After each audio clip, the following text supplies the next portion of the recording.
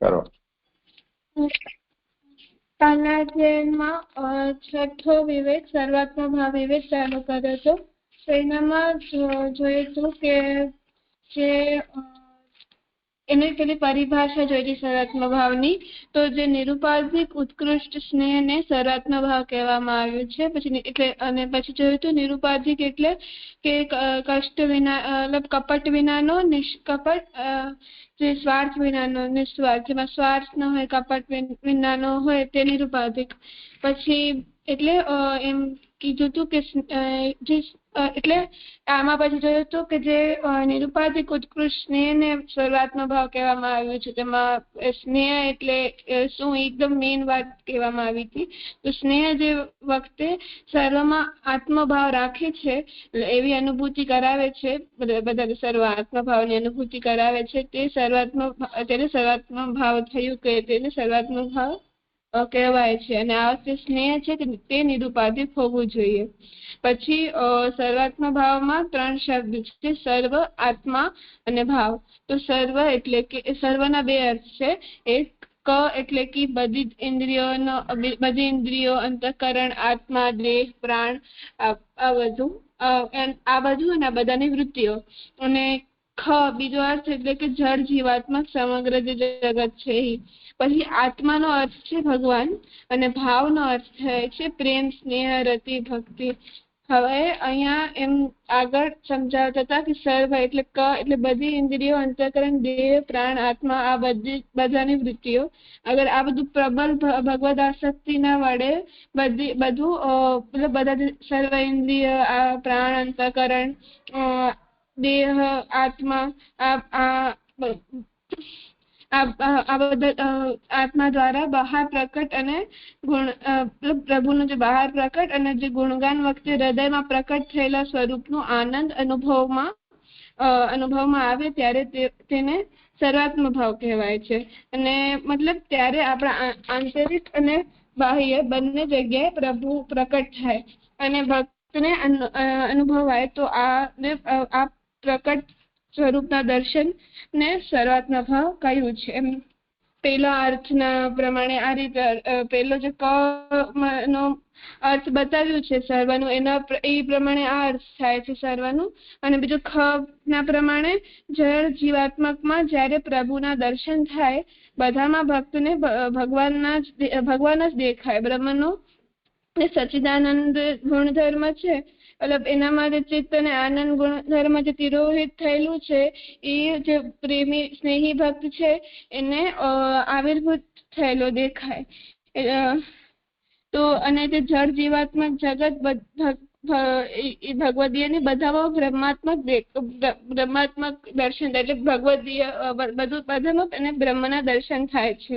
એટલે બધામાં ભગવાનનો આત્મભાવ એને થાય. આત્મા એટલે અહીંયા ભગવાનનો જે સ્નેહ રીતે દર્શન થાય છે, તો એને સર્વાત્મ ભાવ કહેવામાં આવ્યું છે. એમ સમજાતા. પછી આગળ જોયું હતું કે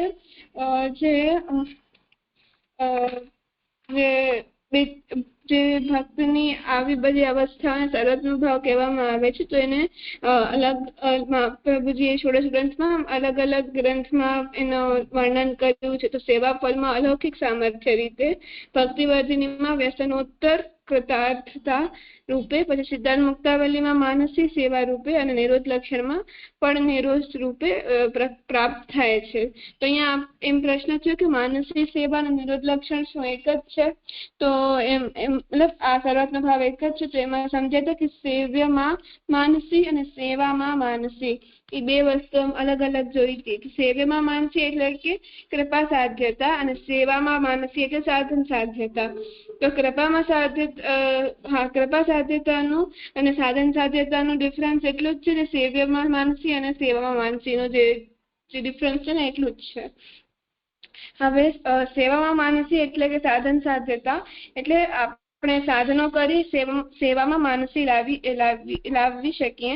અને આપણને ક્રિયાત્મક આદત હોય એના કારણે આપણને તેનો વ્યસન થઈ જાય અને સાથે એમાં સ્નેહ પણ થઈ જાય, આપણું મન પણ લાગવા લાગે સ્નેહ થઈ જાય તો તે આપણી સેવા કે ભક્તિ બની જાય છે.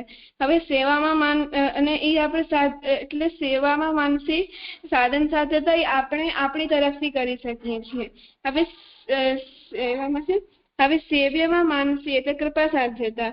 જો પ્રભુ કૃપા કરે તો આપણને એમનામાં વ્યસન કે માનસી થાય છે. તો માનસી બે રીતે થતી ડુ વેઝ છે. એટલે આપણી તરફથી પ્રભુમાં માનસી ને પ્રભુની આપણામાં માનસી, એમ જોયું હતું. તો આપણી તરફથી અને પ્રભુની તરફથી, બંનેની તરફથી. હવે જો શાયદ આપણે સાધન દ્વારા અને પ્રભુની કૃપા દ્વારા આપણી તરફથી સેવા કરીને કે સાધન કરીને સાથે સાથે પ્રભુ કૃપાથી સેવ્યમાં પણ મન લાગી ગયું, એટલે આપણી તરફથી પ્રભુમાં માનસી થઈ ગઈ, તો પ્રભુની આપણામાં માનસી થઈ છે કે નથી થઈ એ વાત આપણને નથી ખબર. તો એ તો પ્રભુ કૃપાથી જ થશે, તો એમની ઈચ્છાથી જ થાય છે. તો આ માનસી આજે છે કે ટુ વેઝ, પ્રભુ તરફથી જયારે કૃપા થશે, પ્રભુની આપણામાં જયારે માનસી થશે, તો આ માનસી ફળને અહીંયા સર્વાત્મ ભાવ કહેવામાં આવ્યું છે. સર્વાત્મ ભાવ એટલે પ્રભુનું પણ આપણામાં માનસી સિદ્ધ હોવું એ સર્વાત્મ ભાવ છે. એનું એક્ઝામ્પલ આપે એમ સમજાયું હતું કે વૈષ્ણવ હતા મોરબીના, તો એ મહાપ્રભુજીની બેઠકીએ દર્શન કરવા રોજ જતા. તો જયારે પુલ તૂટી ગયો તો તે પાણીમાં પણ ગયા હતા. તો એમને જે સેવામાં જે માનસી હતી એમની, એનો લક્ષણ આપે અહીંયા સમજાવ્યું હતું. તો મને આ રીતે સમજાવ્યું.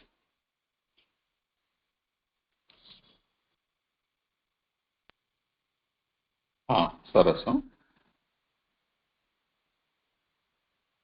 એટલે મેં જે ઉદાહરણ આપ્યું હતું એ અર્થમાં નહોતું કે એમની શ્રી મહાપ્રભુજીમાં મન ન હતું, ખાલી શ્રી મહાપ્રભુજીની સેવામાં જ હતું, એવું તાત્પર્ય નથી.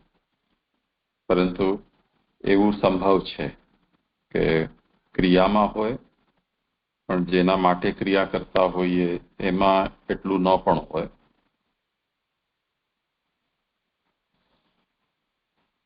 હા, કર ભલે.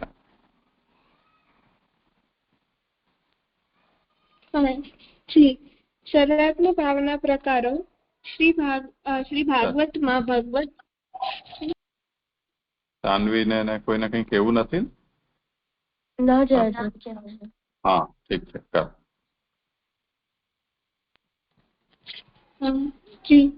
સર્વાત્મ ભાવના પ્રકારો શ્રી ભાગવતમાં ભગવત સંયોગ અને ભગવત વિયોગ, આમ બંને અવસ્થામાં ભક્તોને થનારા સર્વાત્મ ભાવના અનુભવનું વર્ણન કરવામાં આવ્યું છે. સંયોગ એટલે મિલન, ભેટો, મળવું કે સાક્ષાત્કાર થવો તે, અને વિયોગ કે વિપ્રયોગ એટલે વિખૂટા કે અલગ પડવું તે. અહીંયા સર્વાત્મ ભાવના પ્રકારો કયા છે? એક સંયોગ અને એક વિયોગ. તો સંયોગનો મતલબ સમજાવે છે કે જે આપણે સાક્ષાત્કારનો અનુભવ થાય, જેને આપણે સામે જોઈ શકીએ, તો એને આપણે સંયોગ કહીએ છીએ. અને જે વિયોગ એટલે કે જે આપણે જુદા થઈ જઈએ, અલગ થઈએ, વિખૂટા પડીએ એને. તો શ્રીમદ ભાગવતમાં અને ભગવત સંયોગ અને ભગવત વિયોગ, આ બંને અવસ્થા ભક્તની છે તે સમજાવવામાં આવી છે. એટલે સંયોગ કે હા, મને એમ સમજાયું.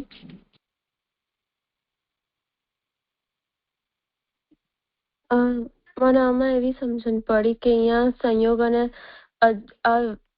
સંયોગ અને વિપ્રયોગની વાત કરી છે. તો મને ખાલી એવું એડ કરવું હતું કે આ નિરોધ લક્ષણમાં પણ આ બે વાત આવી હતી કે સંયોગ અને વિયોગથી થતું જે ભગવાનમાં જે ભગવદ સ્નેહ છે, તો એ બે કારણથી થાય છે. કારણ કે જ્યારે ભગવાન ગૌચરણ માટે વનમાં પધારતા, તો ત્યારે ગોપીજનોને વિપ્રયોગ થતો હતો. તો વિયોગના કારણે જે દુઃખ હતું, તો એના કારણે ભગવાનમાં અધિક સ્નેહ એમને તત્વના આસક્તિ થતી, અને જ્યારે ફરીથી ભગવાન પધારે ગૌચરણમાંથી તો ત્યારે સંયોગના કારણે એમને એવો સુખનો અનુભવ થતો હતો. તો આ સંયોગ અને વિપ્રયોગના કારણે ભગવાનમાં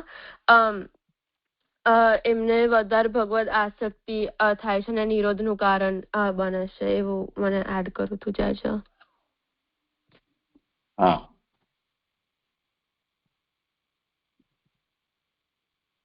ઠીક છે, કર ભલે. સંયોગકાલીન સર્વાત્મ ભાવ. ભગવાનનો સંયોગાનુભવ ભક્તોને અવતારકાળ અને અનવતારકાળના ભેદથી બે પ્રકારે થતો હોય છે.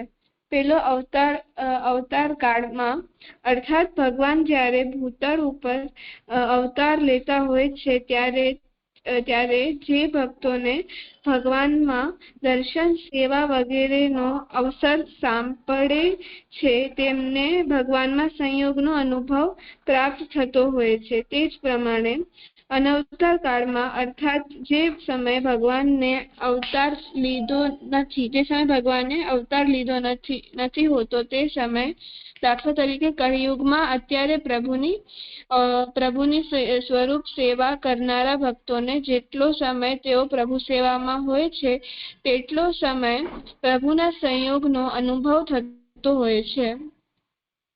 અહીંયા સંયોગકાલીન સર્વાત્મ ભાવ એ સમજાવે છે. એનામાં એમ કહે છે કે ભગવાનના સંયોગનો અનુભવ ભક્તને બે રીતે થાય. એક અવતાર કાળમાં અને અનવતાર કાળ, બે રીતે વિચાર કર્યું છે.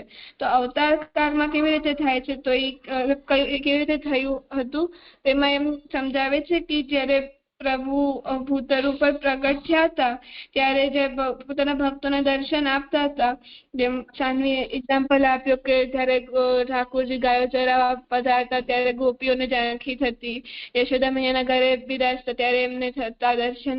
તો એવી રીતે પ્રભુ એમને દર્શન આપતા. તો એ સંયોગ કાળ થયું અવતાર કાળમાં. અને અનવતાર કાળમાં જે આપણે એટલે કે પ્રભુ ભૂતળ ઉપર જ્યારે અવતાર ન લીધું હોય તે સમયે આપણે જે સેવ્ય પ્રભુ ઘરે બિરાજે છે એમના એવી સ્વરૂપ સેવા જે છે એ સમય જે આપણે પ્રભુના સન્મુખ સેવા કરતા હોઈએ એને આપણે સંયોગકાલીન સંયોગ અનુભવ, પ્રભુનો સંયોગ અનવતાર કાળમાં આવી રીતે થતો હોય છે.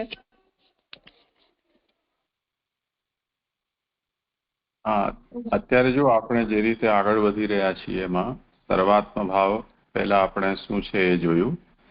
એના બે સ્વરૂપ ક અને ખ.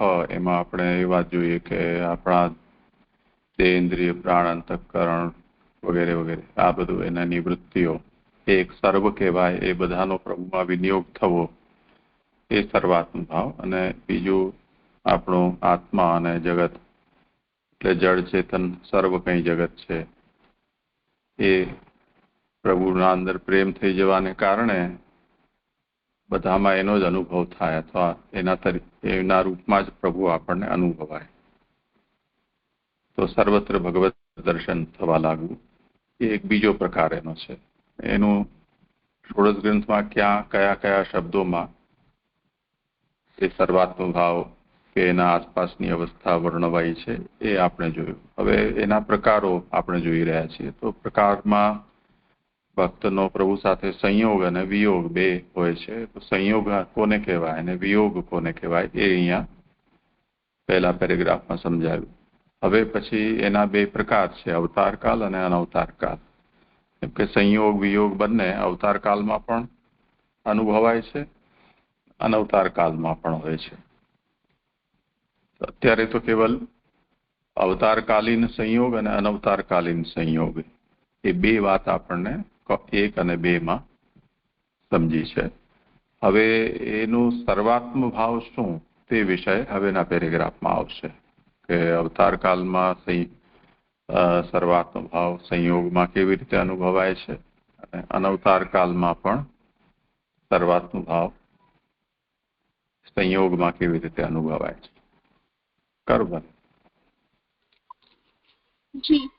વેણુ ગીતમાં સુબોધની એટલે કે શ્રી વલ્લભાચાર્ય વિરચિત શ્રી ભાગવત પુરાણની વ્યાખ્યામાં બધી ઇન્દ્રિયોના ભગવાનમાં વિનિયોગને સર્વાત્મ ભાવ કહેવામાં આવ્યો છે. તદનુસાર વાણીથી ભગવાનની સાથે સંલાપ એટલે કે વાતચીત, આંખોથી દર્શન, બાહુઓથી ભગવાનનું આલિંગન, હાથો વડે ભગવાનની સેવા, ત્વચાથી ભગવાનનો સ્પર્શ, કાનથી ભગવાનની વેણુના સ્વરોનું શ્રવણ, પગ વડે ભગવાનના નિકટ જવું વગેરે આ સંયોગકાલીન સર્વાત્મ ભાવનું વર્ણન છે. તો અહીંયા આપણે સમજાયું કે જે સંયોગકાલીન સર્વાત્મ ભાવ અવતાર કાળમાં નો અનુભવ, સંયોગકાલીન જે સર્વાત્મ ભાવનો અનુભવ અનવતાર કાળમાં કેવી રીતે થશે કે શું છે તે પેરેગ્રાફમાં સમજાવે છે. તો આમાં એમ કહે છે કે જે વેણુગીત છે જે સુબોધિનીજીમાં, તો પેલા સુબોધિનીજી જે મહાપ્રભુજીએ શ્રી ભાગવત ઉપર ટીકા લખી છે તે સુબોધિનીજી છે. તો તે વેણુગીતના સુબોધિનીજીમાં બધી જે ઇન્દ્રિયોના મતલબ એમ આજ્ઞા કરે છે પ્રભુજી કે જે પણ આપણે બધી ઇન્દ્રિયો છે એનો વિનિયોગ જે બધી જ ઇન્દ્રિયોનો આપણે જે વિનિયોગ પ્રભુની સેવામાં કરીએ છીએ તેને સર્વાત્મ ભાવ કહેવામાં આવ્યો છે. એટલે એને એમ સમજાવે છે એને આગળ કે આપણી વાણીથી આપણે બોલીએ તો બી પ્રભુનું નામ જ બોલીએ, આપણે જોઈએ તો પ્રભુના મતલબ જો આંખોથી તો આપણે પ્રભુના દર્શન કરીએ, આપણા બાહુઓથી ભગવાનનું લિંગન એટલે નથી ખબર, પછી હાથો વડે ભગવાનની સેવા કરીએ એટલે અને આપણી ત્વચાથી ભગવાનનો સ્પર્શ કરીએ, પછી આપણે જે કાન છે એનાથી વેણુના સ્વરોને શ્રવણ કરીએ, તો અને આપણા જે પગથી આપણે પ્રભુના નિકટ જઈ શકીએ. તો આ બધા છે આ બધાને સંયોગકાલીન સર્વાત્મ ભાવનું વર્ણન છે.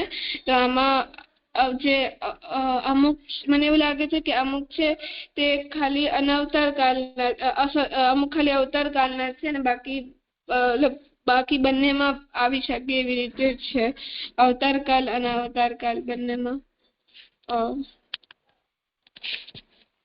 મને ખાલી આ બાહુઓથી ભગવાનનું આલિંગન એટલે ન સમજાયું. આલિંગન એટલે ભેટવું.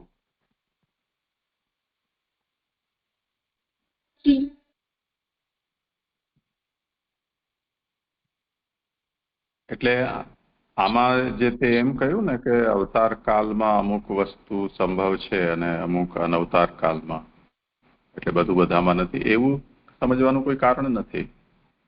કેમ કે સંયોગનો અનુભવ પ્રભુ કરાવી રહ્યા છે તો તે વખતે આપણે શરૂઆતમાં જ એની જે પરિભાષા જોઈએ કે પ્રભુનું બહાર પ્રાકટ્ય કમાં જોઈ લે, ભક્તને બહાર પ્રકટ તેમજ ગુણગાન વખતે હૃદયમાં પ્રકટ ભગવાનના સ્વરૂપાનંદનો અનુભવ થવા લાગે છે. તો હવે સંયોગનો મતલબ તો અહીંયા મુખ્ય રૂપથી બહાર પ્રભુનું પ્રાકટ્ય છે. અને તે જ રીતે જો પ્રભુ કોઈના હૃદયમાં પ્રકટ થઈ રહ્યા છે તો બાહ્ય વિયોગ છે, આંતર સંયોગ છે. તો જેટલો જે અનુભવ પ્રભુ બહાર પ્રકટ થઈને કરાવે છે તે અનુભવ પ્રભુ આંતર સંયોગમાં પણ અનુભવ કરાવી શકે છે ભક્તને.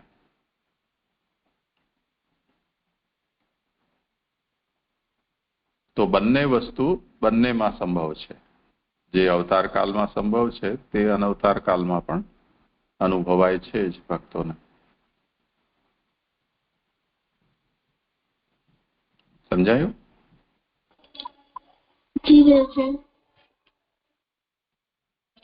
એટલે કે અહીંયા સંયોગકાલીન સર્વાત્મ ભાવ છે તો ત્યારે આપણે વિયોગકાલીન સર્વાત્મ ભાવ પણ સાથે હશે એમ, મતલબ આ સંયોગકાલીન સર્વાત્મ ભાવ એટલે બાહ્ય પ્રકટ જે પ્રભુનું સ્વરૂપ છે તો આપણે આંતરમાં વિયોગ હશે એવું છે. હું અત્યારે એ વિષય ઉપર ધ્યાન ના આપ. અત્યારે એટલું સમજવાનું છે કે તને જેમ એમ લાગ્યું કે બધી ઇન્દ્રિયોના ભગવાનમાં વિયોગને સર્વાત્મ ભાવ કહેવામાં આવે છે અને એનું વર્ણન શ્રી મહાપ્રભુજીએ વેણુગીત સુબોધનીજીમાં જે કર્યું કે વાણીથી વાતચીત, આંખથી દર્શન, બાહુથી આલિંગન, હાથથી સેવા, ત્વચાથી સ્પર્શ, કાનથી સ્વર, વેણુના સ્વરોનું શ્રવણ, પગથી ભગવાનના નિકટ જવું, આ જેટલું પણ અહીંયા ગણાવ્યું છે કે આનાથી પણ વિશેષ બધી સકલ ઇન્દ્રિયો અને સકલ પદાર્થો આમાં આપણને સમજવાના છે, જે આપણે કમાં જોયું હતું તે પ્રમાણે. તો એ કંઈ એવું નથી કે અનવતાર કાળમાં સંભવ નથી. અનવતાર કાળમાં જે સંયોગ છે પ્રભુનો, એટલે કે પ્રભુની સેવા વખતે જે સંયોગનો અનુભવ કરીએ છીએ, એમાં પણ આ બધી જ જાતનો સર્વાત્મ ભાવ નો અનુભવ ભક્ત કરે છે, પ્રભુ કરાવે છે કૃપા કરીને.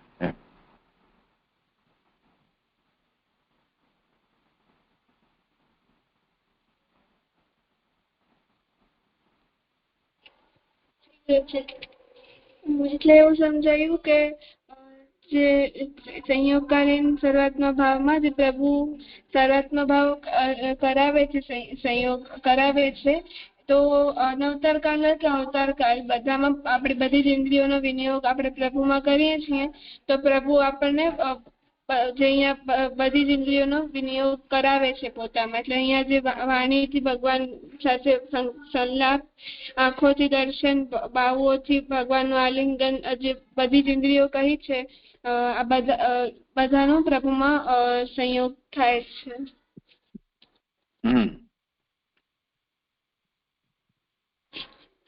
આગળ કહ્યું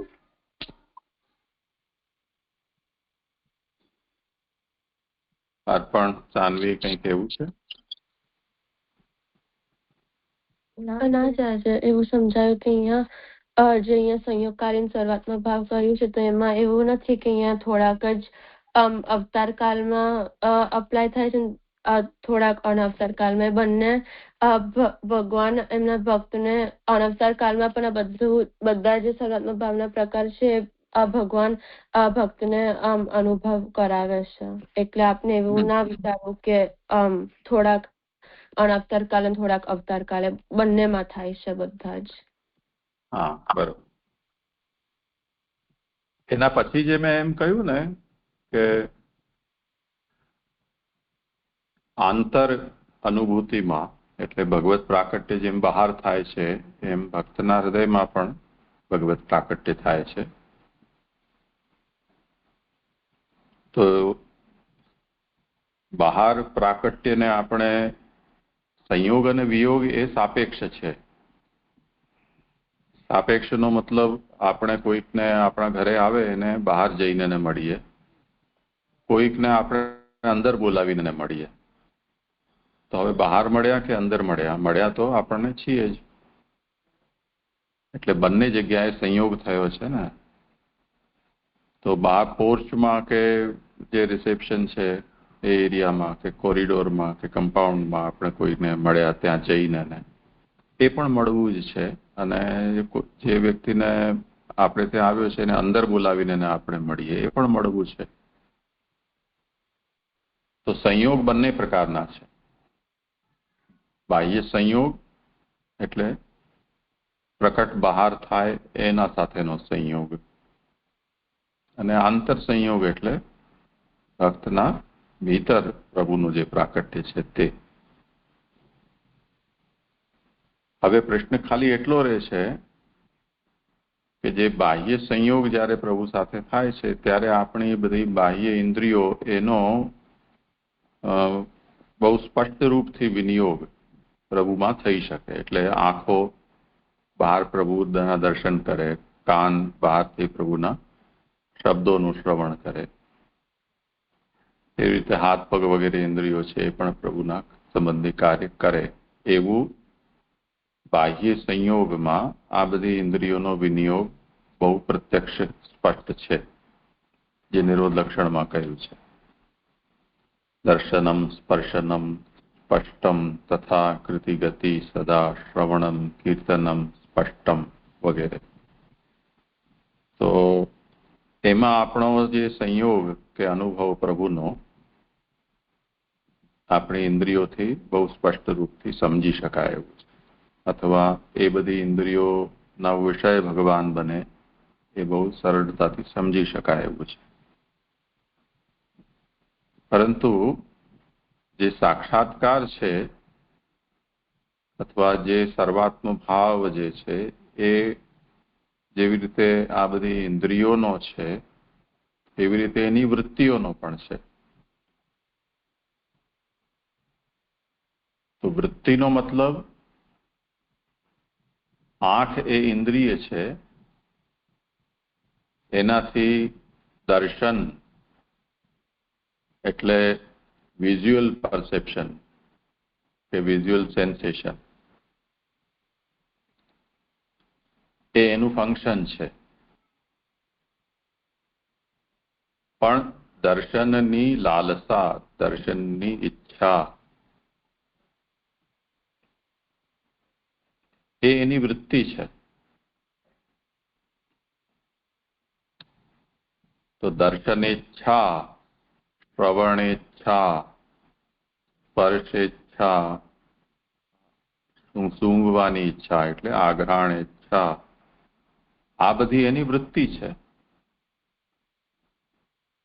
તો આપણા સાથે કેવું થાય છે કે જે વસ્તુ આપણને ઈચ્છિત વસ્તુ મળે અને આપણા રીચમાં હોય તો આપણી ઇન્દ્રિયો એ વિષયને ભોગવે. એટલે કોઈક વસ્તુ જોવાની ઈચ્છા થઈ અને આપણે ત્યાં પહોંચી ગયા એની પાસે, અથવા એને આપણે આપણી પાસે લઈ આવ્યા, તો આપણી આંખ એને જોશે, જોઈ શકશે. તો ઇન્દ્રિય, ચક્ષુરેન્દ્રિય, એનાથી દર્શન કાર્ય એનું ફંક્શન, ને એની ઈચ્છા હતી તો એ કાર્ય આપણે સંપન્ન કર્યું જ્યારે આપણા રીચમાં એ વસ્તુ આવી. પણ માનો કે એ વસ્તુ ન મળી શકી, આપણે ત્યાં સુધી પહોંચી ન શક્યા, દરવાજા બંધ થઈ ગયા, ટિકિટ સોલ્ડ આઉટ થઈ ગઈ, કે જે વ્યક્તિ ત્યાંથી જતો રહ્યો, તો તે સ્થિતિમાં આપણી આંખો એને જોઈ નહીં શકે, પણ જોવાની ઈચ્છા તો એની રહી ને, એ વૃત્તિ છે. હવે જ્યારે ઈચ્છા છે અને વસ્તુ નથી મળી રહી, તો એ ઈચ્છાઓ પ્રબલ થઈ જાય, અને તે વખતે જ્યારે આપણે એના વિષયમાં વિચારતા હોઈએ, એનું ચિંતન કરતા હોઈએ, કે રાત્રે સૂઈ જઈએ અને ત્યારે પણ આપણને સ્વપ્નમાં આવે, તો એ એકદમ સ્ટ્રોંગ ફિલિંગ હોય છે એની, જે પ્રકટ કરતા પણ વધારે હોઈ શકે ક્યારેક. તો જે વસ્તુના સંબંધમાં આપણી ઈચ્છા છે, આપણી ઇન્દ્રિયોની વૃત્તિ એમાં જોડાઈ છે, અને એ વસ્તુ બહાર પ્રકટ આપણને ન મળે, તો આપણે ઇન્ટરનલી પણ એના સંયોગનો અનુભવ ફેન્ટસીમાં કરતા હોઈએ છીએ, કે કરી શકીએ છીએ. અને પ્રભુ તો સમર્થ છે કે એ આંતર પણ અનુભૂતિનો વિષય બની શકે છે. લૌકિક જે વિષયો છે એ એવા છે કે જેમાં એ પોતાના સામર્થ્યથી કોઈની આંતર અનુભૂતિનો વિષય ન બની શકે, અને બને તો આંતર અનુભૂતિ જે થાય એ કલ્પના માત્ર કહેવાય, હકીકત ન કહેવાય. એટલે માની લો કે મને તમારું સપનું આવે, તો તમે જે મારા સપનામાં આવી રહ્યા છો એ વાસ્તવિકતા નથી, પરંતુ મારી ઇમેજિનેશન છે, કે ખાલી મારા મનનો વિષય છે. કેમ કે તમારા અંદર એ સામર્થ્ય નથી કે તમે સ્વપ્નમાં પોતાની ઈચ્છાથી આવી શકો. પણ ભગવાન તો સર્વરૂપ છે, તેને કારણે જો ભગવાન કોઈના સ્વપ્નમાં કે કોઈકના હૃદયમાં પ્રકટ થવા ઈચ્છે, તો તે સ્થિતિમાં ભગવાનનો એ આંતર પ્રાકટ્ય છે એ એ જ અનુભવ કરાવે છે જે ભગવાન બહાર અનુભવ થાય છે. એમાં કોઈ ભેદ નથી હોતો. એટલે જેટલો પ્રકટ બાહ્ય પ્રાકટ્ય અને બાહ્ય સાક્ષાત્કાર છે એ ફલરૂપ છે, એટલો જ ફલરૂપ આંતર સંયોગાનુભૂતિ પણ ભગવાનની છે. હવે જે બાહ્ય ઇન્દ્રિયો છે આપણી, કે જે પોતાના વૃત્તિઓને, બહારના વિષયોને જ પોતે ટાર્ગેટ કરી શકે છે, એ રીતે એ ઇન્દ્રિયો ભગવાનને વિષય નહીં બનાવી શકે જ્યારે ભગવાનનું આપણા હૃદયમાં પ્રાકટ્ય થાય છે ત્યારે. પરંતુ એ ઇન્દ્રિયોની વૃત્તિ તો ભગવાનમાં જઈ જ શકે છે.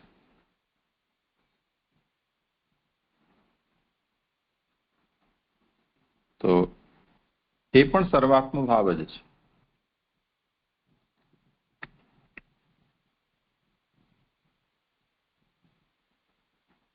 તો સંયોગકાલીન સર્વાત્મ ભાવ એનો મતલબ ચાહે તો અવતાર કાલમાં હોય, ચાહે અનવતાર કાલમાં હોય, સંયોગ બહાર હોય ચાહે આંતર હોય,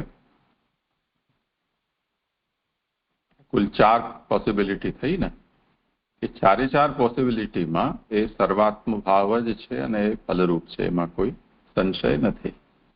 એ વાત હું કહેવા માંગુ.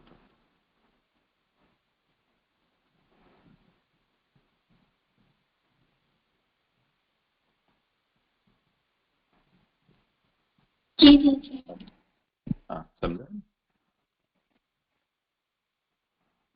અર્પણ સાનવી, તમને સમજાયું? હા જી, સમજાયું.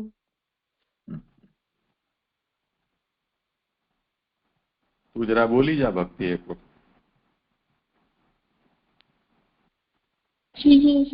મને એમ સમજાયું કે આપણે સંયોગકાલીન અને વિયોગકાલીન સર્વાત્મ ભાવ સમજાયું કે સંયોગકાલીન સર્વાત્મ ભાવ છે એનામાં આપણે બધી જ ઇન્દ્રિયોનો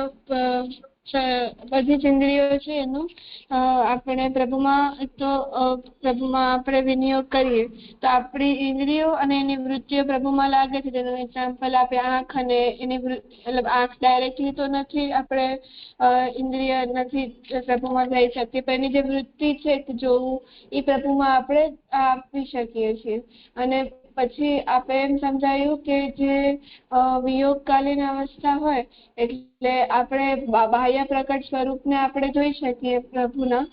તો આપણે આંતરમનમાં આપણે થોડોક ત્યારે આપણે જે ખાલી વિયોગ થતું હોય, ખાલી રહી જતી હોય છે જગ્યા. બાહ્ય ઇન્દ્રિયોથી આપણે બાહ્ય પ્રકટ સ્વરૂપમાં આપણી ઇન્દ્રિયો વિનિયોગ થતી હોય છે, પણ આંતર ઇન્દ્રિયો આંતરિક સ્વરૂપમાં થાય છે. તો આ અવસ્થામાં આપણે પ્રભુ આપણને આંતરિક સ્વરૂપનું દર્શન આપે છે. તો ત્યારે આપણે આંતરિક ઇન્દ્રિયોનો વિનિયોગ એનામાં થતો હોય છે. પછી એમ સમજાયું કે આપણા પ્રભુ સમક્ષ નથી તો વિયોગકાલીન અવસ્થામાં પ્રભુ આપણે આંતરિક દર્શન આપતા હોય છે. તો આંતરિક આપણે ઇન્દ્રિયોનો પ્રભુમાં સંયોગ થાય છે. એટલે પછી આપણે એમાં એક્ઝામ્પલ પણ આપ્યું કે સપનો હોય તો આપણે કોઈના બી સપનામાં મતલબ આપણે આપણી ઈચ્છાથી નથી થઈ શકતા, પણ આપણે કોઈના સપનામાં શાયદ આવતા હોઈએ કેમ, પણ પ્રભુ છે તે એમની ઈચ્છાથી એમનામાં સામર્થ્ય છે કે એમની ઈચ્છાથી કે કોઈના સ્વપ્નમાં પ્રભુ પધારે છે. જેમ વાર્તાજીમાં પણ જોયું છે કે પરમાનંદાસજીના સ્વપ્નમાં પ્રભુ પધાર્યા હતા, પ્રભુદાસ જલોટાના સ્વપ્નમાં પધાર્યા હતા, એવી રીતે. તો એટલે અને આ રીતે એટલે પ્રભુ પોતાની ઈચ્છાથી પધાર્યા હતા. તો આ તો મતલબ આ મનોભાવ થયો, એટલે આંતરિક ઇન્દ્રિયોનો વિનિયોગ થયો. તો આંતરિક પ્રભુ એમને દર્શન આપ્યા ને એવી એમની આંતરિક ઇન્દ્રિયોનો વિનિયોગ પણ પ્રભુમાં થયો. તો આ 4 પોસિબિલિટીઝ થઈ સંયોગકાલીન અને વિયોગકાલીન સર્વાત્મ ભાવની.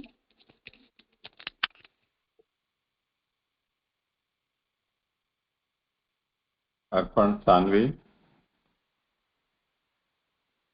હા જજ, મને આમાં ખાલી એટલું એડ કરવું છે કે જ્યારે પ્રભુ બહાર અનુભવ કરે છે ને, જે પછી આંતર અનુભવ કરાવે છે, એમાં કશો ફેર નથી હોતો. કારણ કે જેવી રીતે ભક્તિ કહ્યું સ્વપ્નમાં, કે જે હૃદયમાં ભગવાન જે સ્વપ્નમાં કે હૃદયમાં પણ પ્રગટ થવાનું ઈચ્છે, તો ભક્તને એવું જ અનુભવ, જે ભક્તને બહાર અનુભવ થાય છે એવું જ પ્રભુ હૃદય અને સ્વપ્નમાં એવો જ અનુભવ કરાવે છે. એટલે બાહ્યના આંતર પ્રાગટ્યમાં કશો ભેદ નથી હોતો, ખાલી એક વિયોગ કાળમાં થાય છે. કારણ કે ભગવાન સમક્ષ પ્રગટ નથી, એટલે ભક્તને સ્વપ્ન કે હૃદયમાં પ્રગટ થાય છે. જ્યારે સંયોગ કાળમાં પ્રભુ સ્વયં બહારથી આ અનુભવ કરાવતા હોય છે.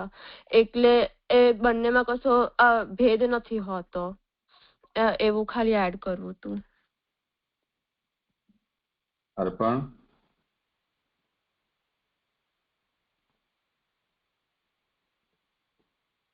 એવી સમજણ પડીથી છે. અચ્છા, સારું સારું.